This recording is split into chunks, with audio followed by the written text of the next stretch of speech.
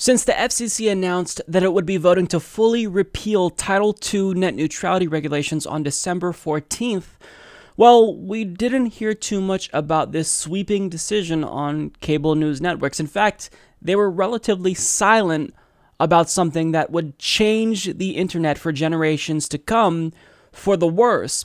However, there was one cable news outlet that was pretty enthusiastic and wanted to talk about net neutrality, surprisingly. Unfortunately for all of us, that news outlet, that so-called news outlet, is Fox News. And they not only gave FCC Chairman Ajit Pai a platform to lie to the American people about his intentions, but they eagerly assisted him in his attempt to deceive the American people. So Ajit Pai actually appeared on a couple of different shows on Fox News. So he was on the Intelligence Report with Trish Regan. He was on Kennedy's show called Kennedy.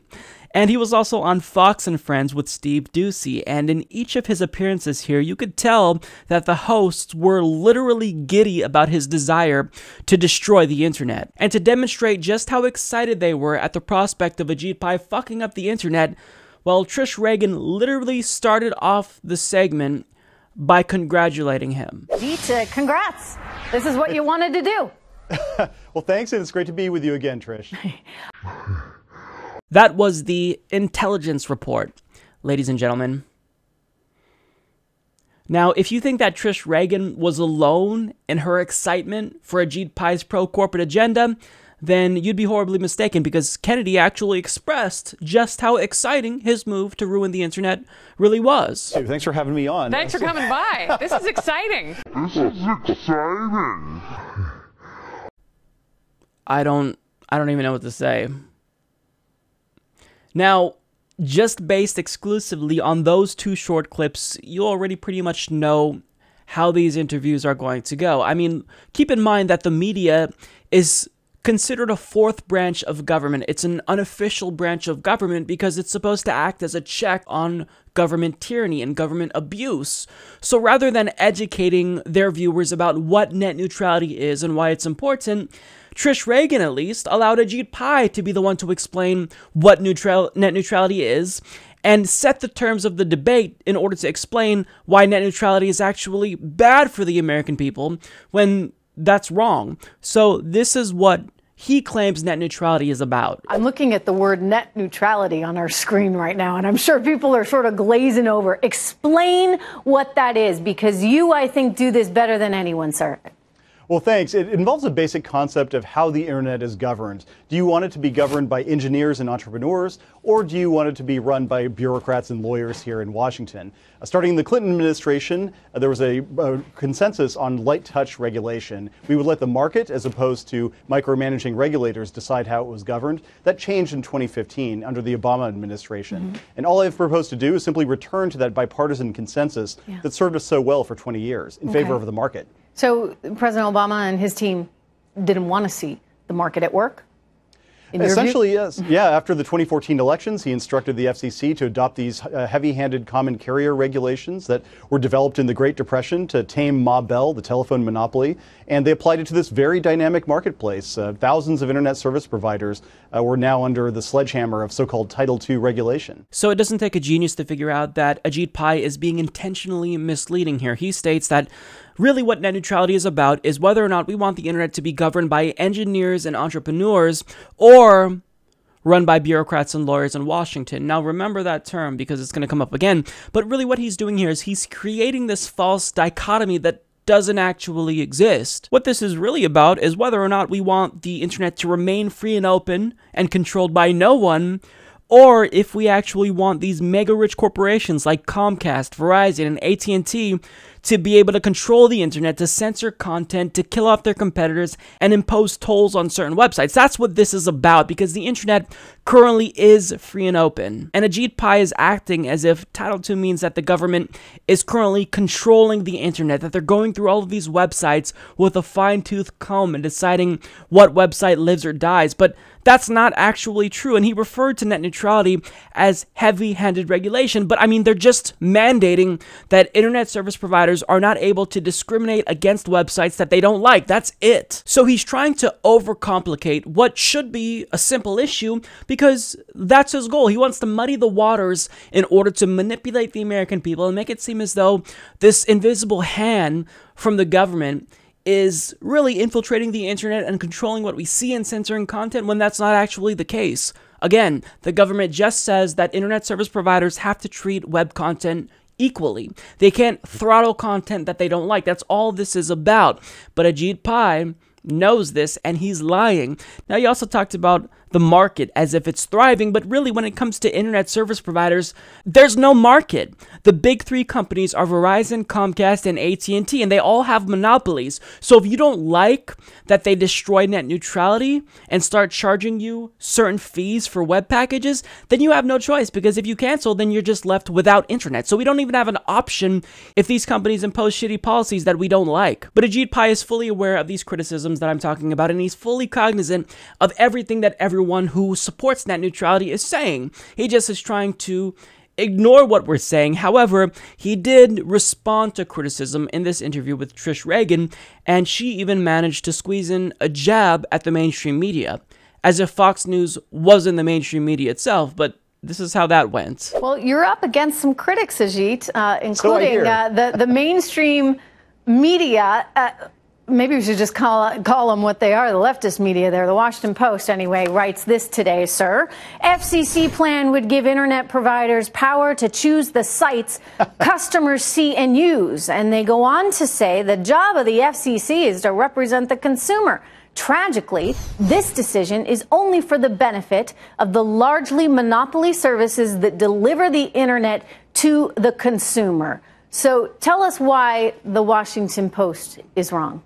Well, there's a spectacular amount of misinformation out there, and I predicted this in my Wall Street Journal op-ed yesterday where I rolled out this proposal. And I said, look, there's going to be a lot of anti-market ideology you'll hear about how the internet is going to be destroyed, how consumers are going to be harmed, and it's simply not true. If you look at the past 2 years of these heavy-handed regulations, it has impeded investment in next-generation networks. And when I travel the country, when I go to places like Lorenz, Iowa, or Parsons, Kansas, what I hear is that these regulations are preventing smaller companies in particular from spending capital to build out networks, to connect Americans with digital opportunity. I hate to break it to you, Trish, but you are the mainstream media. Fox News is the mainstream media, and unfortunately, you guys are the only cable news outlet that's really talking about net neutrality. And Ajit Pai hilariously contends that there's a lot of misinformation going around about net neutrality, and he's absolutely right here, but for all the wrong reasons. There's certainly a lot of propaganda, but it's being spewed and spread by you, Ajit, and you're conspicuously using the exact same talking points as the companies that are lobbying to kill net neutrality, like Verizon and Comcast. I wonder why that's the case. It's almost as if you're in bed with them.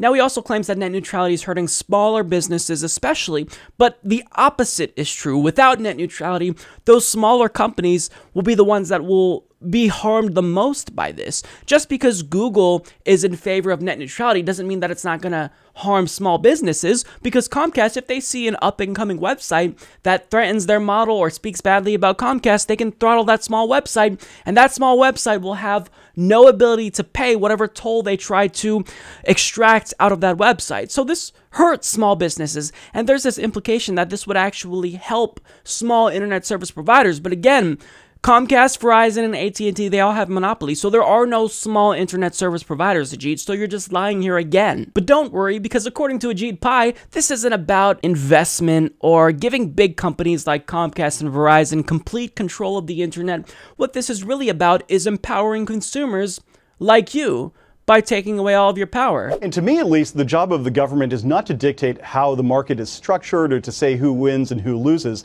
That's up for consumers to decide. Yeah. And us consumers have decided that we want net neutrality. But you're not empowering us to make that decision because we told you what we want. Instead, you're going with these large companies like Comcast, Verizon, and AT&T who spend millions lobbying Congress to kill net neutrality. and you're taking that decision away from us. How empowered? Do you feel empowered? Because I don't feel empowered at all. But I don't want to focus too heavily on this interview with Trish Regan. I actually want to move on to the Kennedy interview with Ajit Pai, because in this interview, he had a lot more assistance lying to the American people about net neutrality. Wouldn't treating internet companies like utilities be like treating cars like horses and forcing them to get shots and wear shoes? Exactly. It's treating a very dynamic industry like one that is much more slow moving. And part of the reason why I've proposed to my fellow commissioners at the FCC to get rid of those regulations is that we want the internet to be governed by engineers and entrepreneurs once again, not by bureaucrats and lawyers in Washington. Okay, does anyone know what the fuck she's talking about? Because I've got nothing. And furthermore, Ajit Pai said that thing about whether or not we want the internet to be governed by engineers and entrepreneurs or bureaucrats and lawyers.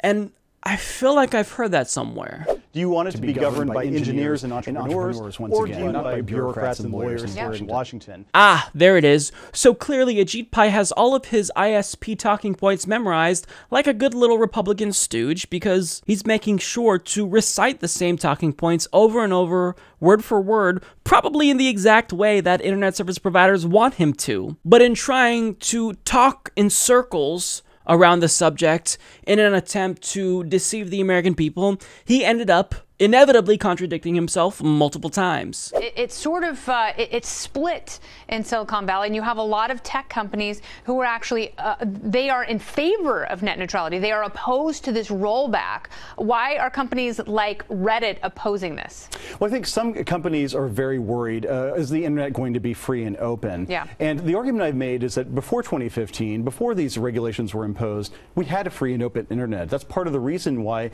companies like Facebook and Amazon and Netflix and Google and Reddit have become globally known names. Going forward, we are going to continue to have a free and open internet, but the question is, what type of regulatory framework should we have? And to me, at least, that bipartisan, light touch, market-based framework that started in the Clinton administration and served us well for the next 20 years is the one that's best calibrated to serve consumers the best. Yeah, and it seems as though this move in 2015 was very heavy-handed. And it seemed like they were doing something very egalitarian, making sure that every company, even teeny tiny providers and content providers, were able to have their stuff accessed at the exact same speed. But that's not how the free market works. Exactly, and part of the reason why we've said that these regulations are misplaced is that there wasn't a market failure here. It's not like the internet was broken in 2015 and we were living in some digital dystopia. And going forward, we want all kinds of companies, not the startups of the future, to be able to invest and innovate on the web, and the best way to do that is to ensure that everybody has the freedom to pursue a business plan that will serve the consumers well. So understand what he's saying here. He asserts that the internet will remain free and open once net neutrality is repealed, but when Kennedy says that if larger companies want to throttle the bandwidth of smaller companies, well, that's just how the free market works. And Ajit Pai responded by saying, exactly. Exactly. So he's admitting here that the internet isn't going to be free and open because if smaller websites have to pay to play and they can't afford that, they'll go out of business. So on one hand, repealing net neutrality will make the internet free and open, but on the other hand, it won't make the internet free and open, and Comcast, for example, can impose fees on smaller websites and kill them. So, which is it? Is the internet going to be free and open after you kill net neutrality or not? He can't get his story straight, and that's because he's lying. He will say any and everything he needs to say in order to get the American people to go along with his plan to kill net neutrality, but we're not buying it. So, of course, he has to perform this mental gymnastics and talk in circles around the subject in order to get you to believe that what he's doing is in your best interest, but we all know that's not the case. And he also talks about net neutrality as though it's this new phenomenon that we never had net neutrality until 2015, but that's not true. The only thing that changed was the way we got to net neutrality. We simply classified it as a utility under Title II of the Communications Act. that doesn't mean that that was the first time we actually got net neutrality. We've had net neutrality. It's been the standard since we had the internet. But what prompted this change was when old rules expired, and then Comcast immediately tried to kill off Netflix by throttling them because, of course, they're a competitor, and this prompted the FCC to respond, and this led to them codifying new net neutrality laws that made the old rules permanent. So nothing changed, and if you think it changed, then you should test it out. Try going to any website you want to. You can do it still, right? Well, that's because the internet is free and open. If you get this message saying that this website isn't included in your Verizon internet service package, then that means the internet is now closed off and it's not free and open. But since none of us see this message, the internet is free and open. And it's always been this way. But he's trying to make it seem as though something changed in 2015. Nothing changed. But in correcting people like Ajit Pai and Kennedy when they're wrong, I'm inadvertently suggesting that they actually care about the facts, when clearly they don't give a damn about the facts.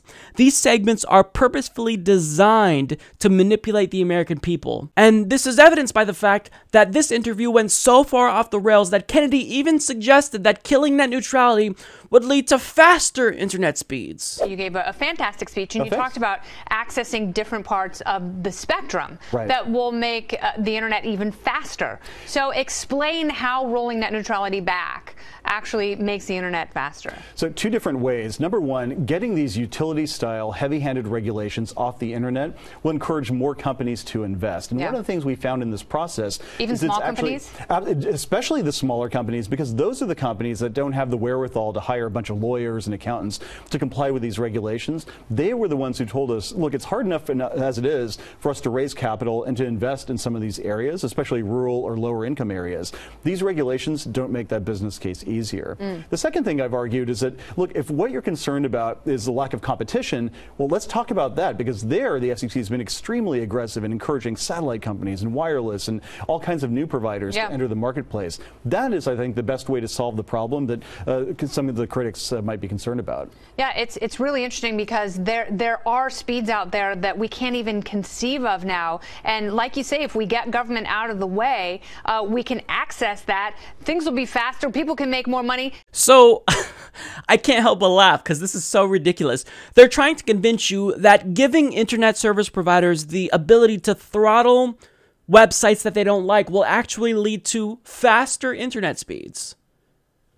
You've got to be fucking kidding me. If you believe that, then I've got a bridge to sell you, because that is complete bullshit. And Ajit Pai, he also asserted in that clip that, you know, these regulations, these heavy-handed regulations, they make it really difficult for smaller companies to comply with them. One, there's really no smaller companies that offer the internet unless you're lucky.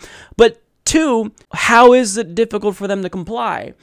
All that net neutrality mandates is that they have to treat all web traffic equally. Net neutrality. So how is that expensive to them? How is that difficult to comply with? It's not. But to focus on their points about investment again, which is important, this same line about how net neutrality supposedly harms investment was parroted on another Fox News show. This is a really good step. So I think when we're talking about net neutrality, one thing to get out of the way is it's kind of an Orwellian term.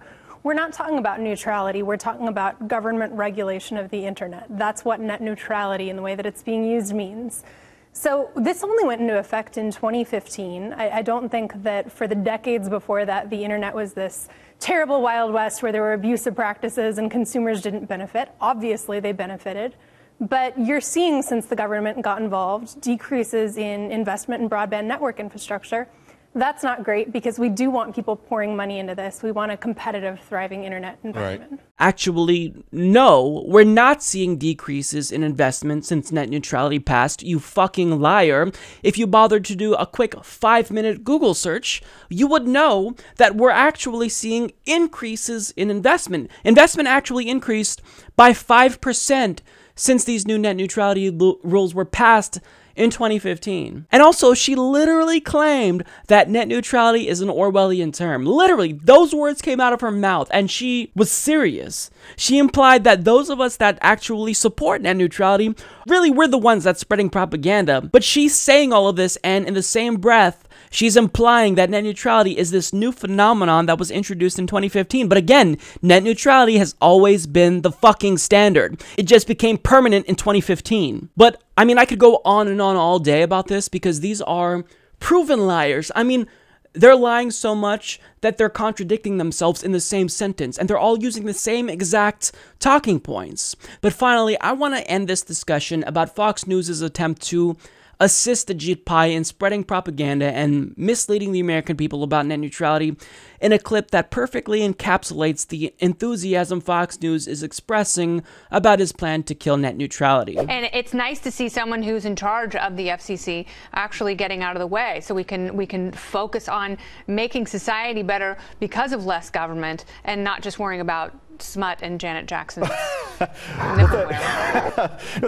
come of the view that, look, free markets and competition have delivered far more consumer benefits than preemptive regulation from Washington ever has. And so we want the private sector to invest, and that means we have to modernize our rules and, as you said, get out of the way and let the private sector invest. Good job, Ajit Pai. You're doing great. Keep it up. Keep fucking over the American people.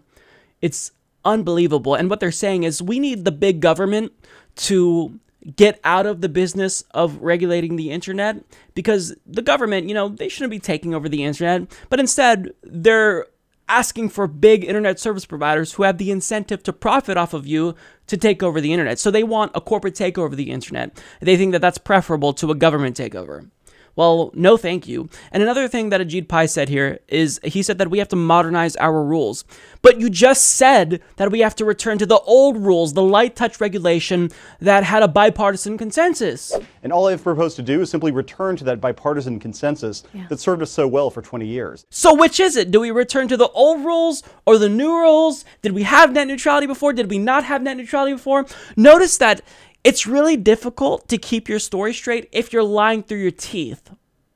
So, and again, I want to emphasize that this is really the only coverage that we saw about net neutrality from cable news. There were some quick mentions of it in the supposed liberal networks, like MSNBC and CNN, but really, I mean, most of the coverage about net neutrality has been against net neutrality, and it came from Fox News. So this is them trying to monopolize the debate about net neutrality. But if you go to the internet, notice that we actually don't agree with what they're saying. So they're trying to manipulate people who don't go on the internet, older people in particular, and get them to think that what they're doing is good for everyone, when it's not. So understand that these lies are so brazen and shameless that if you can't see through them just by watching this video without someone like me telling you why he's lying, then you're not a very astute political observer. But most Americans know that this guy is full of shit and he's lying. And Fox News, they have an agenda, and that agenda coincides exactly with what the Republican Party and their donors specifically want them to do. That's what this is about. So they should be absolutely ashamed of themselves. Support this podcast by becoming a patron at patreon.com/Humanist Report.